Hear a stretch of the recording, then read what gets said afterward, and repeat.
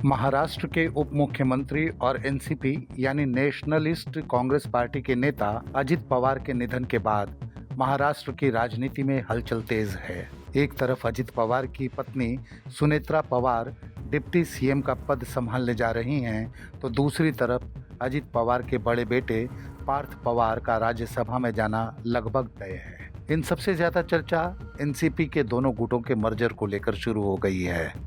दरअसल महाराष्ट्र में एनसीपी के दोनों गुटों के विलय पर शरद पवार ने अपनी चुप्पी तोड़ी है। उन्होंने कहा, यह अजित पवार की भी इच्छा थी, इसे जरूर पूरा होना चाहिए।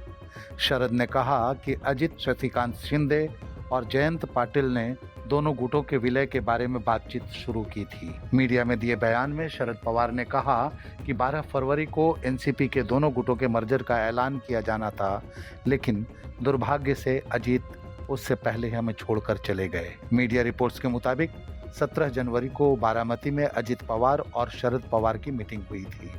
इसमें दोनों पार्टियों के सीनियर नेताओं ने बारामती एग्रीकल्चर एग्जीबिशन जिला परिषद के चुनावों को लेकर बातचीत की थी, लेकिन साथ आने पर कोई चर्चा नहीं हुई थी। इस मुलाकात के 11 दिन बाद अजित पवार की मौत ट्रेन हादसे में हो गई। मीडिया रिपोर्ट्स के मुताबिक अजित के करीबी किरण गुजर, एनसीपी के सीनियर नेता जयंत पाटिल और एनसीपी शरद गुट के नेता एकनाथ खड़से ने अलग अलग बयानों में मर्जर की बात होने का दावा किया है। किरण गुजर ने कहा कि अजित दोनों गुटों को मिलाने के लिए 100% उत्सुक थे। उन्होंने कहा कि प्रक्रिया पूरी हो गई है और अगले कुछ दिनों में विलय होने वाला है। गुजर ने कहा कि अजित के पास एकजुट एनसीपी के भविष्य के लिए एक रोड मैप तैयार था। इसी तरह एनसीपी के सीनियर नेता जयंत पाटिल ने भी दावा किया है कि विलय को लेकर अजित दादा और उनके बीच कई बैठकें हो चुकी थीं। अजित इसे लेकर सकारात्मक थे। जिला परिषद चुनाव के बाद इस पर अंतिम निर्णय होना था। तीसरा दावा एनसीपी शरद गुट के नेता एकनाथ खड़से ने किया है। उन्होंने कहा है कि एनसीपी के दोनों गुट एक साथ आएंगे, मर्जर तय हो चुका था। देखिए, मर्जर की बातें तो कई दिन से चल रही थी और 3-4 महीने में इसकी बातें अजय दादा और सभी नेताओं के साथ हुई भी थी और उसमें करीब करीब ये तय हो गया कि मर्जर करना है। मर्जर करने के पहले ये भी तय हुआ कि अभी जो लोकल बॉडी इलेक्शन हुए वो चल रहे हैं, ये लोकल बॉडी इलेक्शन में घड़ी से लेकर हम लोग लड़ेंगे, ऐसा तुतारी का कहना था, मतलब शरद पवार गुट का कहना था।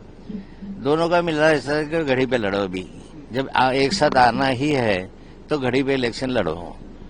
तो अभी जो इलेक्शन हो रहे हैं तो सब अजित दादा पवार का जो घड़ी चिन्ह है उस पर लड़ रहे हैं और बाकी जो है तुतारी तो बंद हो गई है।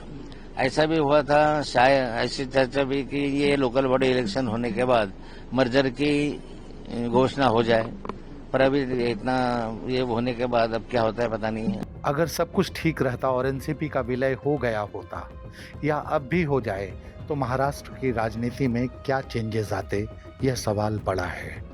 इसमें कोई दो मत नहीं कि दोनों गुटों के मर्जर से महाराष्ट्र कैबिनेट के गणित में कई बदलाव आएंगे। पहला समीकरण तो यही तय होगा कि विलय के बाद एनसीपी के पास 9 लोकसभा सांसदों और 51 विधायकों का एक मजबूत संयोजन होगा, जो संभावित रूप से सत्तारूढ़ महायुति गठबंधन या विपक्षी महाविकास अघाड़ी के भीतर संतुलन बदल सकता है। यानी एनसीपी एसपी के नेता राज्य के शासन और पार्टी संगठन में महत्वपूर्ण भूमिका निभाएंगे। दूसरा कि इस मर्जर से पश्चिमी महाराष्ट्र के शुगर बाउल पर फिर से कब्जा एनसीपी का होगा, जहां बीजेपी ने हाल के नगर निगम चुनाव में अपनी अहम पकड़ बनाई है। लेकिन फिलहाल तो पवार परिवार शोक में है और मर्जर या किसी भी राजनीतिक मुद्दे पर सोचने, विचारने या कहने की स्थिति में नहीं है। डिप्टी सीएम पद के लिए हामी भरने को अपवाद स्वरूप देखा जा सकता है, लेकिन आने वाले वक्त का इंतजार करना चाहिए, क्योंकि शरद पवार का बयान अहम है कि अजित की इच्छा पूरी होनी चाहिए। अब देखना है कि महाराष्ट्र की राजनीति में अजित पवार के मर्जर की इच्छा कैसे पूरी होती है।